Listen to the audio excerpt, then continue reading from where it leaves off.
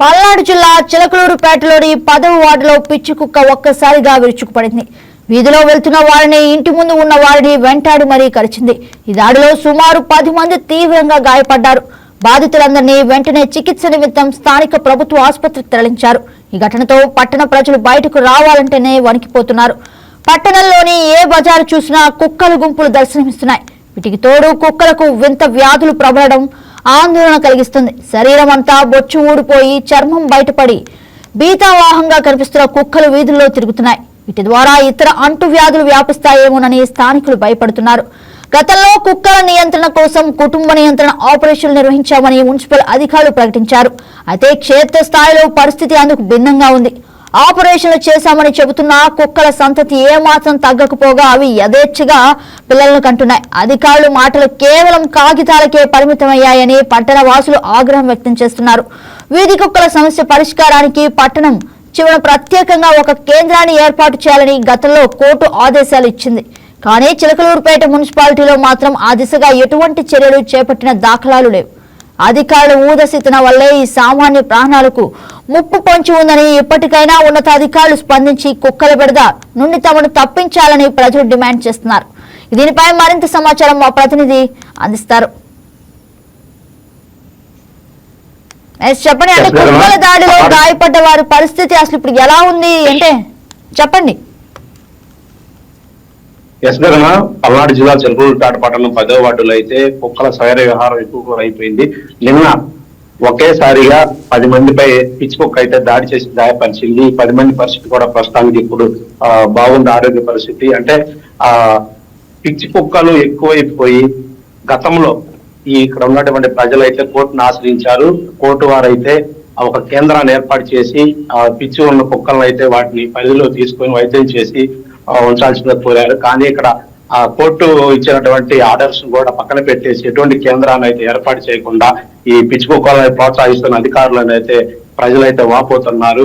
అంటే ఏ వీధిలో చూసినా ప్రజలు అటువైపు వెళ్తున్న వారిపై అయితే దాడి చేయటం, వారు వెంటనే మళ్ళీ హాస్పిటల్కి వెళ్ళి చికిత్స చేసుకున్నారు. కానీ నిన్న ఒకేసారి 10 మందిపై దాడి చేయడం అయితే నిన్న అయితే భయానికి గురి చేసింది. అది 10వ వార్డులో ప్రజలైతే అంటే మున్సిపల్ అధికారులు ప్రతిసారి వచ్చి కుక్కలను తీసుకువెళ్లి కుటుంబ నియంత్రణ ఆపరేషన్ చేస్తున్నాం అయితే తెలుపుతున్నారు. కానీ కుక్కలు సంతతి అయితే ఎక్కువైపోతుంది. ఇక కొత్తగా ఇప్పుడైతే కుక్క చర్మంపై అయితే బొచ్చు అనేది ఊడిపోయి కొత్త వ్యాధులు వచ్చి మాకైతే భయానికి గురవుతున్నామని తెలుపుతున్నారు. అంటే గృహంలో ఉన్నటువంటి పిల్లలను కూడా బయటికి రానివ్వకుండా గృహంలోనే భద్రపరుస్తున్నారు. అంటే ఈ కుక్కలకు వచ్చినటువంటి అంటువ్యాధి పిల్లలకి పెద్దలకు సోకిద్దని అయితే భయానికి గురవుతున్నారు. గగన దీనిపై మున్సిపల్ అధికారులు పట్టి పట్టినట్టుగా వ్యవహరిస్తున్నారు అనేది ప్రజలైతే తీవ్ర ఆందోళన వ్యక్తం చేస్తున్నారు. గగన అంటే నిజంగా చిన్న పిల్లలు ఆడుకోవడానికి కానీ లేదంటే పెద్దవాళ్ళు ఏదైనా మందుల షాపుకి వెళ్ళడానికి కానీ ఖచ్చితంగా బయటకు వస్తారు.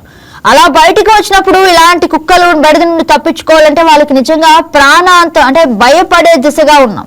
బట్ అలాంటి సిచ్యువేషన్ లో కూడా అధికారులు ఎలాంటి చర్యలు తీసుకోకుండా కుక్కల స్వైర విహారాన్ని వదిలేస్తున్నట్లుగా తెలుస్తుంది. అసలు దీనిపైన మున్సిపల్ అధికారులు ఏ విధంగా స్పందిస్తున్నారు? ప్రతిరోజు ఉదయాన్నే పిల్లలు స్కూల్కి వెళ్ళడానికి కావచ్చు, అంటే స్కూల్కి వెళ్ళకుండా ఇంటి దగ్గర తిరిగి చిన్న పిల్లలు 3 years లోపు వాళ్ళు కూడా వీధుల్లో తిరుగుతూ వాళ్ళు ఆడుకుంటూ ఉంటారు. కానీ ఎన్నోసార్లు మున్సిపల్ అధికారులు చెప్పినా కానీ మేము వస్తున్నాం, తీసుకెళ్లి కుటుంబ నియంత్రణ ఆపరేషన్ చేయిస్తాము అని తీసుకువెళ్తున్నారు. కానీ నామమాత్రంగానే మళ్ళీ సాయంత్రంలో తీసుకొచ్చి వదిలేస్తున్నారు. అంటే కుటుంబ నియంత్రణ ఆపరేషన్ జరుగుతుందా లేదా? ఇక్కడ సందత ఎక్కువైపోయి ప్రతి వీధిలో గుంపులుగా ఏర్పడుతున్నాయి. ఈ పిల్లలు కూడా బయటికి వెళ్ళడానికి భయాందోళనకు గురవుతున్నారు. అసలు ఈ వీధుల్లో ప్రజలు బయట తిరగాలంటేనే కుక్కల భయంతో అసలు వణికిపోతున్నారు. గగన ఈ మున్సిపల్ అధికారులు వచ్చినప్పుడు మేము తీసుకెళ్తున్నాము, తీసుకెళ్లి వైద్యం చేయిస్తున్నాము అని తెలుపుతున్నారు. కానీ ఇక్కడ వాళ్ళు చెప్పిన ఇది కూడా అమలు అవ్వట్లేదని ప్రజలు ఇబ్బందులకు గురవుతున్నారు. గగన అది కేవలం నామమాత్రానికి మట్టికే మేము అంటే ఆపరేషన్లు చేస్తున్నాము, కుక్కల నియంత్రణ ఆపరేషన్లు అని చెప్తున్నారు. కానీ అది ఎక్కడా కనిపించట్లేదు. ఎక్కడ చూసినా వీధుల నిండా ఈ వీధి కుక్కలు అనేవి స్వైర విహారం చేస్తున్నాయి. అంటే వీరు చెప్పే మాటలకి ఇక్కడ ఆ వీధుల్లో తిరిగే కుక్కలు ఎటువంటి పంతం లేకుండా పోయింది. వీరైతే మేము కట్టుదిట్టం చేస్తున్నాం అంటున్నారు. కానీ రోజుకి కుక్కల సంతత పెరిగిపోతుంది. ఈ మధ్య కాలంలో కొత్త జబ్బు రావడంతో పాటు ఈ కొత్త జబ్బు వల్ల పాటు ఈ వార్డులో నివసించే ప్రజలైతే ఇబ్బందులకు గురవుతున్నారు. మెయిన్ సెంటర్ లో అయితే ఆ కుక్కలు తగ్గించేది చేస్తున్నారు. కానీ ఇక్కడ మేము లోపల అంటే వార్డులో నివసించే గ్రామం లోపల నివసించే ప్రజలకు ఇబ్బందులు గురవుతున్నా కానీ మున్సిపల్ అధికారులు అయితే పట్టించుకోవడం లేదని వారైతే తీవ్రంగా అయితే వారు మండిపడుతున్నారు గగన.